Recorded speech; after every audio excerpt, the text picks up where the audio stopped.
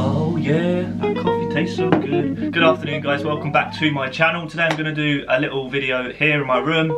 I've got quite a lot of work to be getting on with this week in terms of dissertation, essays. So I thought I'd film a quick video in my room. Another student hacks. After last week's first episode of Student Hacks, which was 3 tips to save money at university. Hope you enjoyed that. If you haven't seen it, link is in the description. Today's video is 3 student hacks to studying at university. These are going to be little tips I've picked up along the way that help me when I'm studying, help me stay focused, stay super productive. When I do work, I'm not going to lie, I'm not the most productive student in terms of work. I tend to leave it all to the last minute. But anyway, 3 student hacks to help you study at university. So my first tip today is to set up a study atmosphere. And what I mean by this is create an environment which you can associate with the start of your study period. So what I like to do is, this is where I do most of my work at uni. I light this candle and I usually put on this playlist called Lo-Fi Beats on Spotify. It's really good. It's sort of like the music playing now.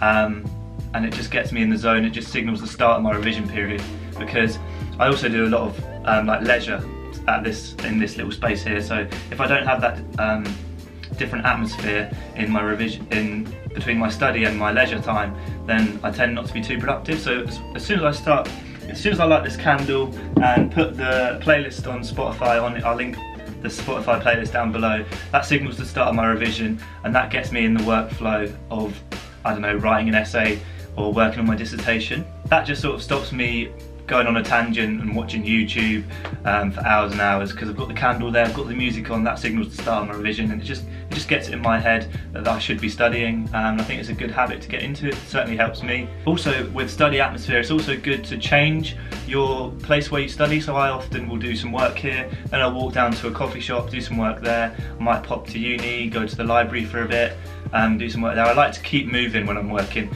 It just keeps my brain nice and fresh, and yeah, clear from getting distracted basically. Second hack is the Pomodoro Technique. You've probably heard of it, maybe you haven't. It's a revision technique and I use it quite a lot, to be fair. So what it involves is 25 minutes of revision and 5 minutes off. I've got this app on my phone called Focus Keeper.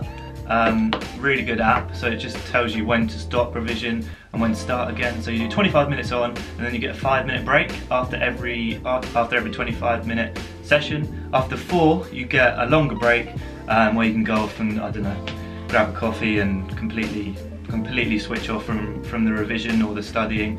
And yeah, I use that technique. It's really good for cramming. As a student, in terms of revision, I like to do all my revision like a week before the exam, which for some people is crazy, they can't do it. But for me, I have to have that sort of deadline looming to actually like get stuck into the work. So for me, the Pomodoro technique is really good for like cramming in revision in the days before the exam, because it keeps you focused. The 5-minute break's long enough for you to sort of switch off, but not switch off too much that you start going on a YouTube binge again.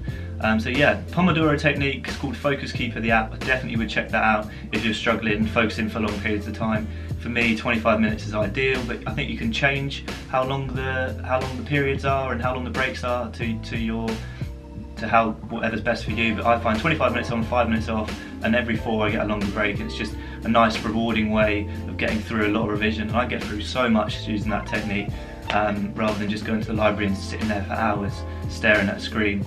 So yeah, Pomodoro Technique, I definitely recommend it. It's nothing new, but it definitely works for me. And then that brings us on to the third and final tip for today's student hacks, which is the bibliography. Start your bibliography right at the start of your essay. At uni, you have to write all these academic essays where you have to draw upon sources from loads of different academics. I'm sure you probably know what I'm talking about, but you have to read a vast amount of literature, and then you have to quote it in your essays. It's not really about your own opinion at university, it's about finding everyone's opinion, bringing it together and saying how they relate to each other, evaluating them. I made the mistake in the first year of writing an essay. I think it was a 2,000-word essay. It took me about 3 or 4 days to write.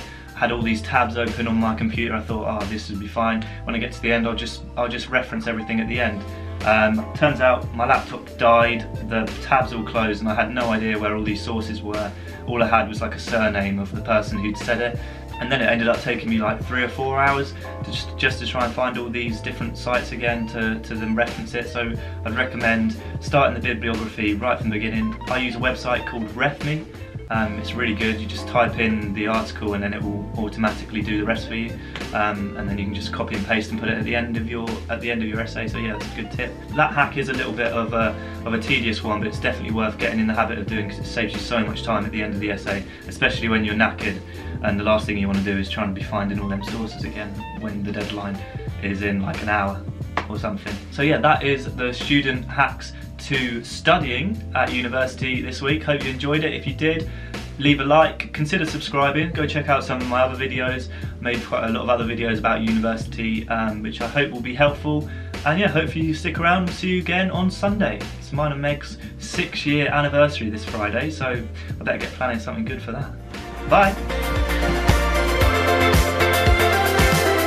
Don't lose the fever again.